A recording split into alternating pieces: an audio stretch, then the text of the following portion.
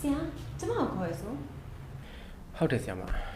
ကျွန်တော်ကိုဟိုဘက်လှည့်ပြပါလားရှင်ဆရာမရဲ့ခန္ဓာကိုယ်နောက်ကနေကြည့်ချင်ပါရှင်လှုပ်ပါလှည့်ပြပါ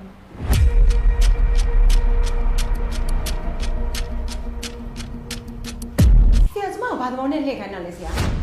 ကျမကိုဘယ်လိုထင်နေရလဲဘယ်လိုမှမထင်ပါဘူးဘာဖြစ်လို့လဲဆရာမတော့လိုင်းမော်ကိုရိုက်တင်နေသေးရပဲတစ်တော့ပေါ်မှာဆရာမရဲ့ခန္ဓာကိုယ်ကြီးပြပြီးအများကြီးရိုက်တင်နေသေးရပဲကျွန်တော်ကလိုင်းမော်ရတဲ့အပြင်မှာပို့ကြည့်ချင်တာဟုတ်ပါဘုဘက်လှည့်ပြရမယ်ဆရာကျမမစော်ကားနဲ့နော်ဆရာပြောတာကျမရဲ့ကောင်စိတ်ကအများကြီးကြိုက်နေပြီဟိုး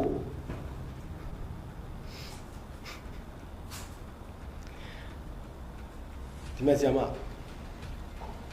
ကိုစော်ကားတယ်လို့ထင်ရင်ကျွန်တော်တယောက်တည်းရပဲစော်ကားတာလိုင်းမော်တင်လိုက်တော့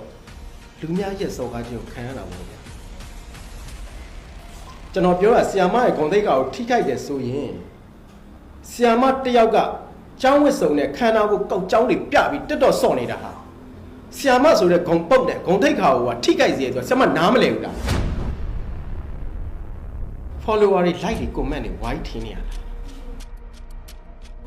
comment တွေဆိုရင်ရပြမရှိဘူးတချို့ comment တွေဆိုရင်နှမချင်းမစာမနာအေးသူတို့စိတ်တူရအောင်လေ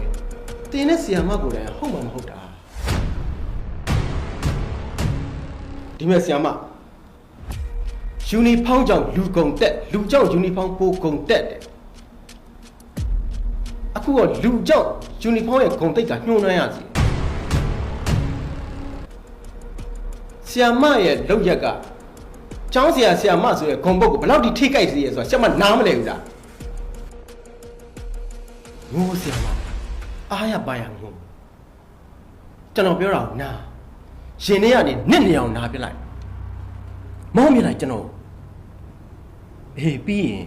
ဆရာမရဲ့ဂုံတိတ်ခါနဲ့တန်ဖို့ဟိုးအမြင့်ဆုံးဒီမြင့်တင်ပလိုက်